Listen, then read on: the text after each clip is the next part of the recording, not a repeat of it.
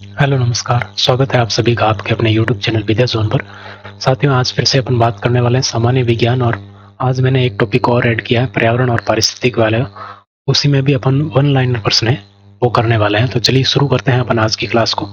सबसे पहला प्रश्न आपके सामने है यहाँ पर, शरीर की वृद्धि तथा नई कोशिकाओं के निर्माण के लिए आवश्यक पदार्थ हैं। वैसे तो सभी पोषक तत्व आवश्यक होते हैं, लेकिन मुख्य रूप से कौन सा आवश्यक होता है? प्रोटीन है, वो सबसे ज्यादा आवश्यक होता है यहाँ पर शरीर की वृद्धि और नई कोशिकाओं के निर्माण के लिए।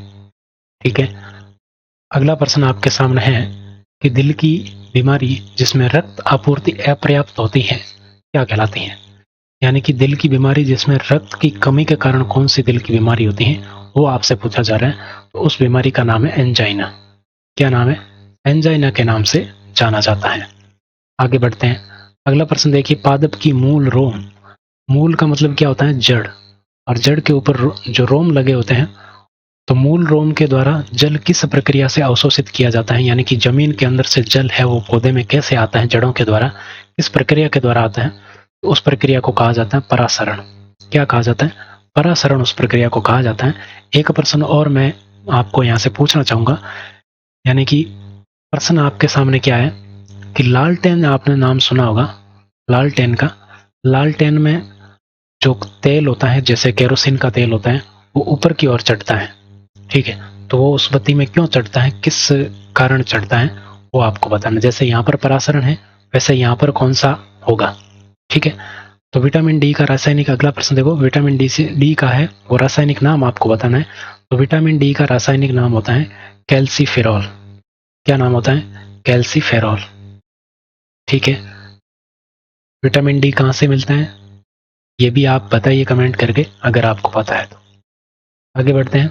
अगला प्रश्न देखिए, शहद का मुख्य अवयव कौन सा है? यानी कि शहद के अंदर, शहद का आपने सुना ही होगा, शहद के अंदर मुख्य रूप से कौन सा अवयव होता है? तो शहद के अंदर होता है फ्रक्टोज। कौन सा अवयव होता है? फ्रक्टोज पाया जाता है शहद के अंदर। आगे बढ़ते हैं। अगला देखिए, किसी वस्तु का वह प्राकृतिक गुण जो उसकी विराम अथवा गति की अवस्था में परिवर्तन का विरोध करता है। तो यानी कि गतिशील है तो गतिशील रहनी चाहती है वस्तु, और विराम अवस्था में है तो वस्तु विराम अवस्था में ही रहनी चाहती है। तो ये कौन सा गुण होता है? तो इस गुण को कहा जाता है जड़त्व का गुण। क्या कहा जाता है? जड़त्व के गुण के कारण ये उसी अवस्था में बनी रहनी चाहती है जिस अवस्था में वह वस्तु होती है। दूरी मापने की सबसे बड़ी इकाई कौन सी है? तो दूरी मापने की सबसे बड़ी इकाई है पारसेक। कौन सी है? पारसेक है। खगोलीय दूरियां मापने के लिए प्रकाश वर्ष का यूज किया जाता है, वैसे दूरी मापने का सबसे बड़ी इकाई कौन सी है? पारसेक है। और पारसेक में एक पारसेक के बराबर कितने मीटर होते हैं? तो 3.0857 इंटू 10⁻16 मीटर होता है। ठीक है, ध्यान रखना। आगे बढ़ते हैं। अगला प्रश्न देखो, विमानों की ऊंचाई मापने वाले यंत्र को क्या कहा जाता है? तो विमानों की ऊंचाई मापनी एल्टीट्यूड में मापी जाती है तो इसको एल्टीमीटर कहा जाता है। क्या कहा जाता है? अल्टीमीटर इसको कहा जाता है। ठीक है, आपने सुना होगा कि विमान इतने हाई एल्टीट्यूड पर है, वैसे तो विमानों की ऊंचाई है वो किससे मापी जाती है? एल्टीमीटर से मापी जाती है। अगला प्रश्न है, वायु की गति तथा दिशा मापने का यंत्र क्या कहलाता है? ये कहलाता है एनीमोमीटर। क्या कहा जाता है इसको? एनीमोमीटर इसको कहा जाता है। वायु की गति और दिशा मापने के लिए कौन सा यंत्र काम में होता है? एनीमोमीटर का यूज किया जाता है। अगला है एग्रास्ट्रोलॉजी। इसका सही नाम देखो ऐसे है, एग्रोस्ट्रोलॉजी। एग्रोस्ट्रोलॉजी। अब देखो यहाँ पर मैं आपको एक बताता हूँ, ग्रास, इसमें से ग्रोस्ट्रोलॉजी में से ग्रास आप निकाल लो। तो ग्रास का मतलब क्या होता है? घास होता है। क्या मतलब होता है ग्रास का? मतलब ग्रास का हिंदी रूप होता है घास। तो घासों का अध्ययन है, ये क्या कहलाते हैं? आपके एग्रोस्ट्रोलॉजी कहलाते हैं, घासों का अध्ययन। घास का अध्ययन भी आप लिख सकते हैं। यानी कि अलग अलग प्रकार की जो घासें होती हैं उनका अध्ययन करने के लिए जिस कैटेगरी में किया जाता है उसको एग्रोस्ट्रोलॉजी कहा जाता है। अगला देखो, डिटर्जेंट पाउडर में कौन सा रसायन मुख्य रूप से मौजूद होता है? प्रमुख रसायन आपसे पूछा जा रहा है, तो कौन सा होता है? Sodium carbonate. कौन सा रसायन होता है? Sodium carbonate. सोडियम कार्बोनेट का फॉर्मूला भी आपको पता होना चाहिए, अगर पता है तो कमेंट में जरूर बताइए। ठीक है, सोडियम कार्बोनेट डिटर्जेंट पाउडर में मुख्य रूप से पाया जाता है। वह गैस जो जल में घुलकर अम्लीय विलयन बनाती है। क्या बनाती है? अम्लीय विलयन। अम्लीय ऐसे लिखा जाता है बेसिकली, अम्लीय विलयन बनाती है। कौन सी गैस है? तो वो है कार्बन डाइऑक्साइड।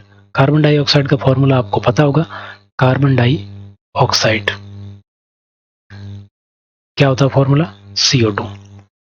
आगे बढ़ते हैं, अगला प्रश्न देखो, मानव शरीर में मस्तिष्क का वह भाग जो संवेगात्मक क्रियाओं को नियंत्रित करता है, भावनाओं को नियंत्रित करता है, तो वो आपके कौन सा होता है? तो मानव शरीर का मतलब मस्तिष्क का वो भाग होता है, क्या कहलाता है? हाइपोथैलेमस। क्या कहलाता है? हाइपोथैलेमस कहलाता है। ठीक है, ध्यान रखना।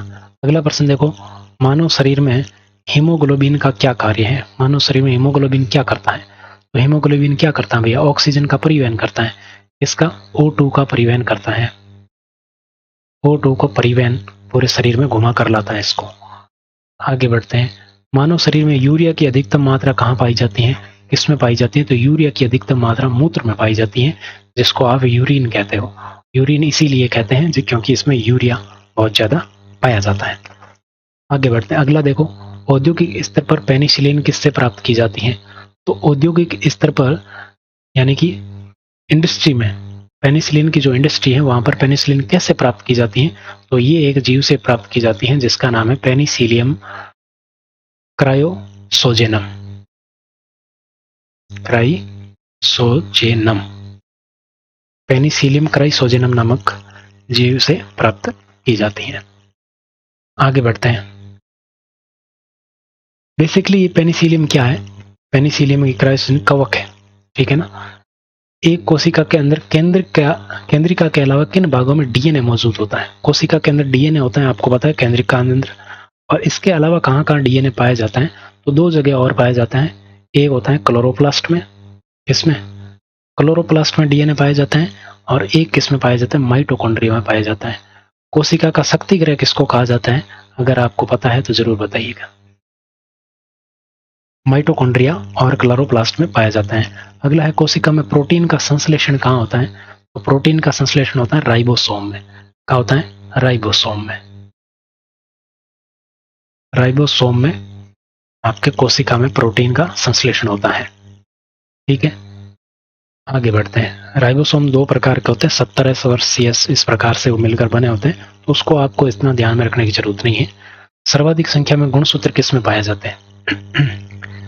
तो सर्वाधिक संख्या में गुणसूत्र की बात करें तो ओफियोग्लोसस में पाए जाते हैं। किस में पाए जाते हैं? ओफियोग्लोसस।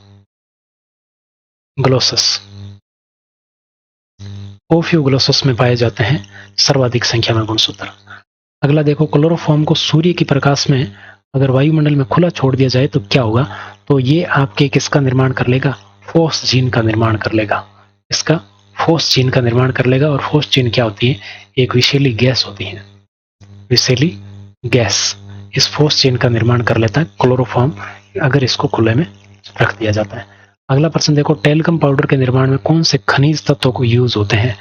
तो टेल्कम पाउडर के निर्माण में कौन कौन से होते हैं? एक होता है मैग्नीशियम, मैग्नीशियम, और इसी के साथ और कौन होता है? सिलिका। मैग्नीशियम और सिलिका का यूज किया जाता है टेल्कम पाउडर के निर्माण में। आगे बढ़ते हैं, अगला प्रश्न देखिए, एल्यूमिनियम ऑक्साइड की अधिकता रहने पर सीमेंट में क्या प्रभाव पड़ता है? सीमेंट में आपके वैसे उद्योग वो सीमेंट उद्योग है ही, तो इसमें एल्यूमिनियम मिलाया जाता है। एल्यूमिनियम ऑक्साइड क्यों मिलाया जाता है? ताकि ये जल्दी जम जाए। तो एल्यूमिनियम ऑक्साइड की अधिकता होगी तो सीमेंट क्या होगी? सीमेंट जल्दी जम जाएगी। सीमेंट जल्दी जम जाएगी, जम जाती है।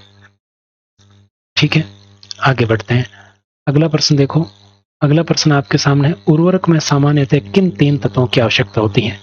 यानी कि उर्वरक के रूप में किन तत्वों का यूज किया जाता है? अगर कोई भी उर्वरक अपन खरीद कर लाते हैं तो उनके अंदर कौन सा तीन तत्व होने चाहिए? तो उसकी बात करें तो एक होना चाहिए नाइट्रोजन, एक होना चाहिए पोटेशियम, एक होना चाहिए फॉस्फोरस। ये तीन तत्व होने चाहिए। ठीक है, कैसे भी याद आप रखें, नाइट्रोजन, पोटेशियम और फॉस्फोरस, ये तीनों होने चाहिए। अगला प्रश्न है, कोबाल्ट 60 का प्रयोग आमतौर पर विकिरण चिकित्सा में किया जाता है, इससे कौन सी विकिरण निकलती है? तो कोबाल्ट 60 की अगर बात करें तो कोबाल्ट 60 से गामा किरणें निकलती है। कौन सी? गामा किरणें निकलती हैं। और आप मेरे को बताइए कि कोबाल्ट 60 का उपचार किस रोग के उपचार में यूज किया जाता है? अगला प्रश्न है, वह उपग्रह जिसे अंतरिक्ष से तस्वीरें लेने के लिए स्थापित किया गया और जिसे आई इन द स्काई के नाम से भी जाना जाता है, तो यह है कार्टोसैट। इस उपग्रह का क्या नाम है? इस उपग्रह का नाम है कार्टोसैट उपग्रह। कौन सा उपग्रह है? कार्टोसैट उपग्रह है, जिसको आई इन द स्काई भी कहा जाता है। अगला प्रश्न देखिए, भारत का उपग्रह आधारित हवाई यातायात संचालन तंत्र कौन सा है? तो उपग्रह आधारित हवाई यातायात संचालन तंत्र है भारत का। इसको किस नाम से जाना जाता है? तो इसको गगन के नाम से जाना जाता है। ठीक है, आगे बढ़िए। भारत और रूस द्वारा विकसित की गई प्राधानिक क्रूज मिसाइल कौन सी? अब देखो, प्राधानिक को इंग्लिश में क्या कहते हैं? इंग्लिश में कहते हैं सुपरसोनिक। क्या कहते हैं? सुपरसोनिक इसको कहा जाता है। तो सुपरसोनिक मिसाइल कौन सी है? रूस और भारत के द्वारा विकसित की गई। तो आप सब जानते हैं कौन सी है? ब्रह्मोस मिसाइल। लेकिन इस शब्द के कारण आप कंफ्यूज हो सकते हैं। आगे बढ़िए। अगला प्रश्न देखिए, कार्बन का एकमात्र अपर रूप जिसमें प्रत्येक परमाणु दोनों तरफ से रासायनिक अभिक्रिया में भाग लेने के लिए उपलब्ध होता है, तो ये कौन सा है? तो ये आपके होता है कौन? ग्रेफाइट। कौन होता है? ग्रेफाइट होता है।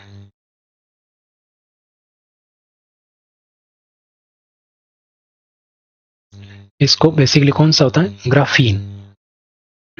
ऐसा क्यों होता है कि ये दोनों तरफ से रासायनिक अभिक्रिया के लिए उपलब्ध होता है?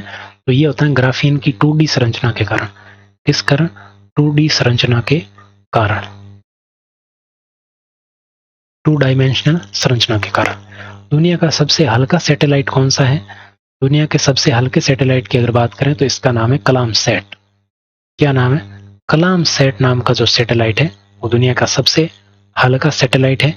और ये किसके द्वारा विकसित किया गया अगर आपसे पूछे तो ये आपके रिफत शाहरुख के द्वारा विकसित किया गया। किसके द्वारा? रिफत शाहरुख के द्वारा विकसित किया गया। अगला प्रश्न देखिए, जीआई टैग प्राप्त करने वाला भारत का पहला उत्पाद कौन सा है? तो ये है दार्जिलिंग टी। कौन सी है? दार्जिलिंग टी। अब आपके ये तो जनरल साइंस तो हो गई कंप्लीट। अब बात करते हैं पर्यावरण पारिस्थितिकी की बात करते हैं। आगे बढ़िए। पारिस्थितिक निकाय में ऊर्जा का प्राथमिक स्रोत क्या है? तो ऊर्जा का प्राथमिक स्रोत है सन।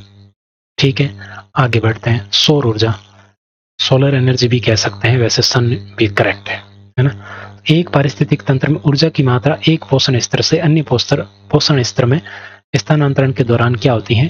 घटती है। एक से दूसरे स्तर में जाती हैं तो घटती हैं। एक स्तर से, जैसे ये पहला स्तर है, ये दूसरा स्तर है, तो यहां से यहां तक इस स्तर की 10% ही जाएगी, है ना। तो ये ध्यान रखना। अगला प्रश्न देखो, पारिस्थितिकी स्थायी मितव्ययता, ये नारा किससे संबंधित है? पारिस्थितिकी क्या है? स्थायी मितव्ययता है। ये आपके दिया गया था चिपको आंदोलन के दौरान। चिपको आंदोलन। और इससे संबंधित व्यक्तित्व कौन है? व्यक्तित्व की बात करें तो व्यक्तित्व है सुंदरलाल बहुगुणा, जिनका हाल ही में निधन हो गया था। वैसे तो काफी टाइम हो गया। ठीक है, आगे बढ़ते हैं। भारत का प्रथम national centre for marine biodiversity कहाँ स्थित है? तो ये आपके जामनगर गुजरात में स्थित है। कहां पर स्थित है? जामनगर गुजरात में। ठीक है, आगे बढ़ते हैं। अगला प्रश्न देखो, पर्यावरण में ग्रीन हाउस प्रभाव में वृद्धि किसके कारण होती है? तो ग्रीन हाउस प्रभाव में वृद्धि होती है CO2 के कारण। ठीक है, मेनली यही गैस होती है ग्रीन हाउस प्रभाव में, कार्बन डाइऑक्साइड। जुगाली करने वाले पशु कौन सी गैस उत्सर्जित करते हैं? तो ये आपके मिथेन गैस उत्सर्जित करते हैं। कौन सी गैस? मिथेन। जुगाली करने का मतलब है जो कचरा एक पहले तो फटाफट खा लेते हैं, फिर बैठ के आराम से जुगाली करते रहते हैं, बैठे बैठे उनका मुंह चलता ही रहता है ना, तो मुंह चला छोटे उस तरह, है ना। तो ये मिथेन आपके बिल्कुल वो गैस उत्सर्जित करते हैं। बदबू आती है एक विशेष तरह की, तो वो इस मिथेन के कारण आती है। क्योटो प्रोटोकॉल किससे संबंधित है? तो ये आपको पता है जलवायु परिवर्तन से संबंधित है। किससे संबंधित है? जलवायु परिवर्तन से संबंधित है। अगला प्रश्न देखो, भारत में अति सघन वनों का सर्वाधिक क्षेत्र किस राज्य में पाया जाता है? तो किस राज्य में पाया जाता है? अरुणाचल प्रदेश में। अति सघन वन कहाँ पाया जाते हैं? तो अरुणाचल प्रदेश में पाया जाता है सर्वाधिक क्षेत्र। ठीक है, आगे बढ़ते हैं। अगला प्रश्न देखो, विश्व का सबसे बड़ा वानस्पतिक उद्यान कहाँ स्थित है? विश्व का सबसे बड़ा वानस्पतिक उद्यान इंग्लैंड में है। और इंग्लैंड में कहां पर? क्यू में है। क्यू इंग्लैंड में विश्व का सबसे बड़ा वानस्पतिक उद्यान स्थित है। आगे बढ़ते हैं। अगला है ग्रीन मफलर। ये भाई मफलर वाले नहीं है, ग्रीन मफलर है ना। मफलर वाले तो आप जानते ही होंगे, लेकिन ग्रीन मफलर का संबंध किसके साथ है? तो इसका संबंध है ध्वनि प्रदूषण से। किससे संबंधित है? ध्वनि प्रदूषण से संबंधित है ग्रीन मफलर, याद रखना। आगे बढ़ते हैं, अगला प्रश्न है, Bandipur project tiger reserve Bharat में किस राज्य में स्थित है? तो बांदीपुर कहाँ स्थित है? बांदीपुर टाइगर रिजर्व, तो ये आपके कर्नाटक में स्थित है। कहाँ पर है? कर्नाटक में। इसी प्रकार सरिस्का सेंचुरी आपसे पूछे तो ये आपके राजस्थान में स्थित है, आप पता ही है सरिस्का। तो अगला है, काजीरंगा वन्य जीव संरक्षण किया जाता है, यानी कि काजीरंगा जो अभ्यारण्य है इसमें किसका संरक्षण किया जाता है? तो इस पर गैंडे का संरक्षण किया जाता है। और कौन से गैंडे का संरक्षण किया जाता है, क्या विशेषता है इसकी, मेरे को जरूर बताइएगा। अगला प्रश्न है, राष्ट्रीय पर्यावरण शोध संस्थान कहाँ स्थित है? तो ये भैया नागपुर में स्थित है। कहाँ पर स्थित है? नागपुर में। भारतीय वन सर्वेक्षण का मुख्यालय कहाँ पर है? देहरादून में। कहाँ पर है? देहरादून में। सुल्तानपुर पक्षी अभ्यारण्य कहाँ स्थित है? तो ये स्थित है हरियाणा में। कहाँ पर स्थित है? हरियाणा में स्थित है। अगला है, निम्न अक्षांशों से उच्च अक्षांशों की ओर जाने पर सामान्यतः परितंत्र की उत्पादकता और जैव विविधता में कमी होती है। क्या होता है? जैव विविधता में कमी होती है। क्यों होती है? तो ये मैं आपको बता देता हूँ कि जो सूर्य का ताप होता है, सूर्य का ताप और इसकी क्या हो जाती है? कमी। इसी के कारण क्या होता है? परितंत्र की उत्पादकता और जैव विविधता दोनों में कमी होती है। निम्न से उच्च अक्षांशों की तरफ जाते हैं तो सूर्य के ताप में कमी आती है इस कारण से। अगला है, स्थलीय परितंत्र को मुख्य रूप से शामिल है। तो स्थलीय परितंत्र के अंदर कौन कौन से परितंत्र शामिल है?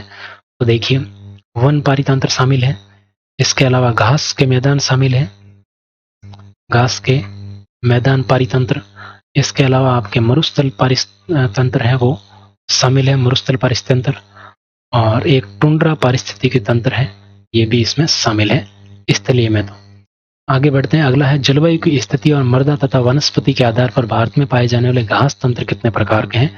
तो घास तंत्र भैया 8 प्रकार के हैं, इतना ध्यान रख लेना बहुत है। आगे बढ़ते हैं, अगला है, कार्टाजेना प्रोटोकॉल का संबंध किससे है? जैसे क्योटो प्रोटोकॉल का संबंध जलवायु परिवर्तन से, वैसे ही कार्टाजेना प्रोटोकॉल का संबंध है जैव सुरक्षा से। किससे? जैव सुरक्षा से संबंधित है कार्टाजेना प्रोटोकॉल। वायुमंडल में उपस्थित ओजोन पर किसका अवशोषण करती है? यूवी विकिरणों का अवशोषण करती है, अल्ट्रावायलेट विकिरणों का। आगे बढ़ते हैं, अगला प्रश्न देखिए, विभिन्न वन्य जीव जंतुओं की जनसंख्या के आकलन के लिए किस तकनीक का यूज किया जाता है? तो ये पगमार्क तकनीक यूज की जाती है। कौन सी? पगमार्क तकनीक यूज की जाती है। जलीय पारिस्थितिक तंत्र के प्रमुख प्रकार कौन कौन से हैं? तो इसकी बात करें तो इसके एक तो हो जाएगा स्वच्छ जल का, स्वच्छ जल परितंत्र, ठीक है। एक हो जाएगा संक्रमणकालीन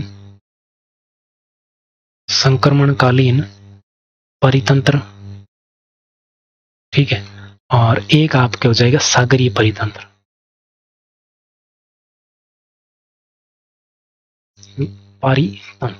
तो ये हो गए 3 आपके।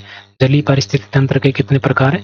3 प्रकार। कौन कौन से? स्वच्छ जल, संक्रमणकालीन और सागरीय परितंत्र। संक्रमणकालीन कौन कौन से? जो मैंग्रोव के क्षेत्र में होते हैं ना, वो आपके संक्रमणकालीन, अभी पता चल जाएगा लास्ट प्रश्न में। देखो, ज्वार नदमुख है, आर्द्र भूमि है, मैंग्रोव है, इसका संबंध किससे है? तो इसका संबंध आपके संक्रमणकालीन से है। जो आपके पानी और मिट्टी का जहां पर मतलब वो सीमा होती है, मिक्सिंग होती है, दलदल वाला क्षेत्र, उसको कहते हैं संक्रमणकालीन परितंत्र। वहां पर मैंग्रोव वनस्पति पाई जाती है। तो यह है संक्रमणकालीन परितंत्र से संबंधित। तो साथियों, ये था आज का कंटेंट। उम्मीद है कि कंटेंट आपके लिए यूजफुल रहेगा। क्लास अच्छी लगी तो लाइक, शेयर, सब्सक्राइब जरूर कीजिएगा, है ना। लाइक जरूर कर दीजिएगा। टेलीग्राम पर नहीं जुड़े तो जुड़ जाइए, पीडीएफ वगैरह वहीं मिलेगी। बाकी की बातें करते हैं नेक्स्ट क्लास में। आज के लिए इतना ही। Thank you very much.